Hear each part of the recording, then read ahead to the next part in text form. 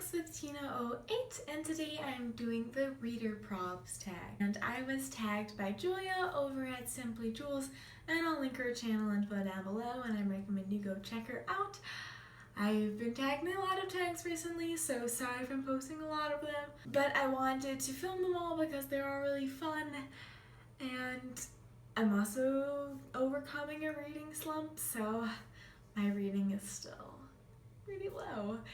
And yeah, anyways, on to the questions. Question number 1. You have 20,000 books on your TBR. How in the world do you decide what to read next? It's a little bit of a combination of what I'm anticipating most, what I've heard the most positive things about. Normally second books or like books in a series that I've read the first one and enjoyed, or the prior ones, those will come kind of first. So, like if a second book in a trilogy and I've like read the first book comes out, and then I'll read that doesn't really make sense. Do you get what I'm saying? Hopefully.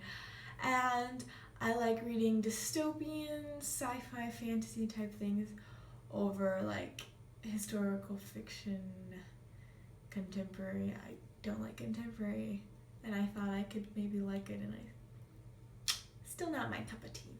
Number 2, you're halfway through a book and you're just not loving it. Do you quit or are you committed? 95% of the times I'll finish it. There have been like 1 or 2 books where I've not been able to finish. I know Where She Went, I just ended up stopping reading that last year, or like 2 years ago, I don't remember. I started reading the second book in the 50 Shades of Grey trilogy, and I couldn't get past like whatever page I was on. And that, the current book I'm in, I'll finish that one. But other than those 2, I can't really remember ones where I've not finished it. I still might try to finish both of those because I hate leaving books unread. Because it's like, what's the point of putting all this effort in if you're not going to finish it? Number 3, the end of the year is coming and you're so close but so far away on your Goodreads reading challenge. Do you try and catch up, and how? Probably not. My Goodreads reading challenge isn't normally that big of a deal to me. Maybe since I now have BookTube, I'll feel more committed to it. My reading challenge is pretty low this year. I think it was originally like 12 or something, like 1 book for once a month, and I already surpassed that, so I think I raised up to like 20 or something. And I've read 14 so far, and that's just from the summer, so if I can get over this slump, I should have already reached that if I was in the slump. I feel like I bring that slump up a lot. It's just weighing down on my shoulders. But yeah, no, I probably wouldn't try to catch up because I don't want to force myself into reading, because it's not, I read for enjoyment, and if I'm forcing myself to do it, then I'm not going to enjoy it, and then like, what's the point? I want reading to be something for fun, not like a chore. So, number 4, the covers of a series you love do not match. How do you cope? This has not really happened with any series I own except for one. The Wolves of Mercy Falls, they had 3 books. It was a trilogy, and then they came out with a new book. I don't know, like, yeah, they came out with a new one, and like, cover's completely different. And I think they redesigned all the old covers.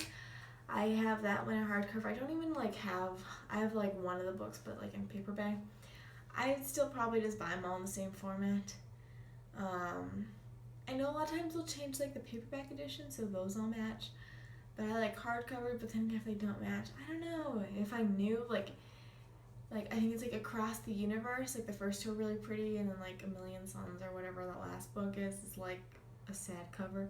And then they like changed the paperback ones, or I don't know, those all match, I think. So if I knew that, maybe then I'd buy them all paperback so they all match, because that probably annoy me a little bit. Number 5, everyone and their mother loves a book you really don't like. Who do you bond with over shared feelings? I don't really know. There have definitely been books I've read that I didn't care for. I feel like more like in like movies and stuff.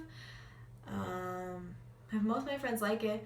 A lot of times what I'll do is like I'll go on Goodreads and like read reviews, and there'll be someone, there's always going to be someone that agrees. The Goodreads people either love it or hate it, like with any book. But it's not really that big of a deal with me finding someone who hates a book. but I mean, like, or like dislikes a book when I dislike it, but I mean, I guess it's kind of nice knowing you're not the only one. Number 6, you're reading a book and you're about to start crying in public. How do you deal? I don't very often read in public. I mean, I don't know what exactly entitles reading in public. Like, I'll read on a plane. I don't know if that's considered public. I also don't normally cry in books very often. But if I was, I'd probably just, let it go. I mean, I'm not going to be, like, sobbing. I'll probably just, like, eyes or I'd be, like, just kind of, like, wipe my eyes, I mean, I probably don't know any of those people anyway, so it's not that big of a deal. Number 7, a sequel of a book you loved just came out, but you've forgotten a lot from the prior novel. Will you reread the book? This has already happened to me at least once this summer, and will happen second time if I read one of the books on my TBR. And no, I don't. 99% of the time, the one time I did end up rereading it, I ended up rereading all Percy Jackson, the first 2.5 ones, which I'd already read, so I could finish the end of those, because I forgot so much, but that had been like 5, 6, 7 years since I read that, where most of these books has only been like 1 year, and this book 2 or I've been like 3 or 4 years, so yeah, it's been 4 years. Maybe I will need to reread it. But yeah, most of the time I just kind of go in, I try to read like little synopsis, summaries, watch old booktube videos of other people doing their reviews and trying to do in book talks to try to remember it. That's what I tried to do with Last Star. It was a bit of a struggle, but I got through it, so woo! Number 8, you do not want anyone borrowing your books. How do you politely tell people nope when they ask? This has happened to me before because my friends ask me for books sometimes, and I'm always like, I don't want to, and then they're like, I won't lose it, and I'm like, that's only happened a couple times. Most of my other friends don't ask me. I'll basically be like, I just am like really nervous, and now if people ask, I'll be like, I lent out one book one time, and a girl was like, I promise I won't lose it or whatnot, and she lent it to her friend, and she lost it, and so no. But if they're really close with friends of mine, I'd probably just give in and loan them the book. Number 9, you've picked up and put down 5 books in the last month. How do you get over your reading slump? Story of my life. I'm just going to really just pick a book and stick with it and push through it no matter how long it takes. And then despite what you might have wanted to read or what other people are enjoying, just go back to your basics and like that genre you really enjoy, or maybe just reread a book that you know you love. That's what I'm going to try to do after this, because Number 10, there are so many new books coming out that you're dying to read. How many do you actually buy? When I go through these reading surges, I buy a lot of books, more than I will read probably. But new books, I really only buy them if they're in a series, continuation, second, third, fourth, etc. books in a series that I've already read the first one or the prior ones. If they're by an author I know and love, or if I've been hearing amazing things that have been recommended by some people, which doesn't happen very often with brand new books. I normally wait a couple months to a year even after to buy those books because I'm always behind, and I also like binge reading, so buying new books right when they come off and then having to wait most of the time for another book is hard. And number 11, after you've bought the new books you can't wait to get, how long do they sit on your shelf before you get to them?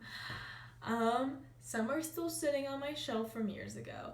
It just depends. Like I said, basically if they're in a series where I've read prior books, I get to those kind of move to the top of my TBR, even if I had other books there, and then books that sound exciting, and then books I get for cheap or that I don't really know anything about are down towards the bottom, or they'll probably never end up off my shelf. Anyways, that was it for this tag. If you like this video and like this tag and you want to try it out, feel free to go do it. I tag you. but I'm not gonna tag anyone right now. I hope you enjoyed this video. If you liked it, give it a big thumbs up, and feel free to subscribe for more bookish videos. And yeah, thanks for watching. Bye.